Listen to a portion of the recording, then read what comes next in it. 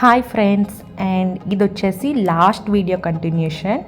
So Charminar చూసేసుకొని మేము చార్మినార్ పైకి అయితే వెళ్ళలేదు, ఇంకా ఎండకి వెళ్ళి ఓపిక లేక. సో కిందనే కొంచెం అలా చూసేసుకొని ఇంకా దగ్గరలో ఏమున్నాయని చూస్తే ఇంకా బిర్లా మందిర్కి వచ్చాం. అండ్ బిర్లా మందిర్ కూడా అలానే ఉంది, ఇక్కడ కూడా కంప్లీట్ రష్ ఉంది.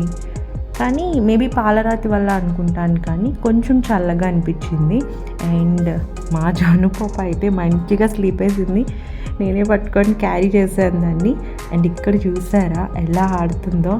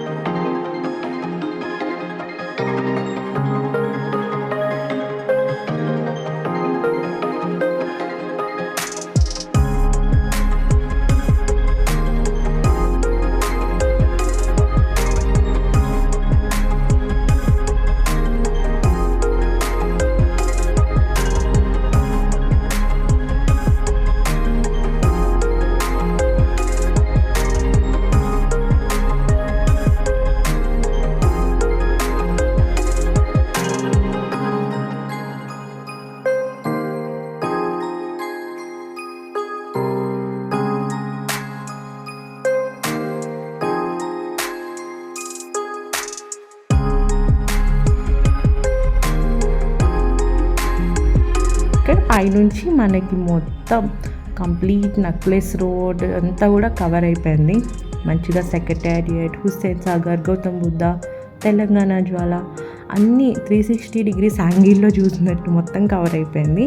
అండ్ ఇక్కడ మన బాలాజీ స్వామి వచ్చేసారు, మంచిగా దర్శనం చేసుకున్నాం, చాలా పీస్ఫుల్గా అనిపించింది.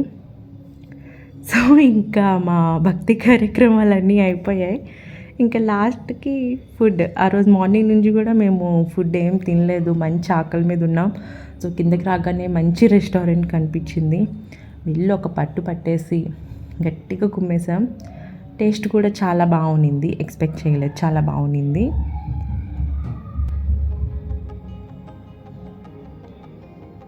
సో చాలా మంచి ఫ్యామిలీ టైం జరిగింది, మంచిగా ఒక ఫ్యామిలీ గ్యాదరింగ్ అని చెప్పొచ్చు. అండ్ ఈలోగా ఈవినింగ్ అయిపోయింది.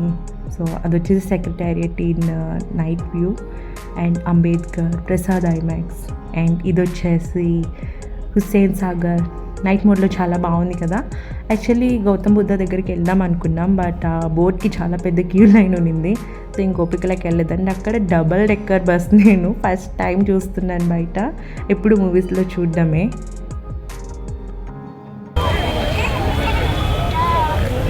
మాధవ నీకు ఫోన్ చేసి నేను లోపలికి రానని చెప్పేస్తాను.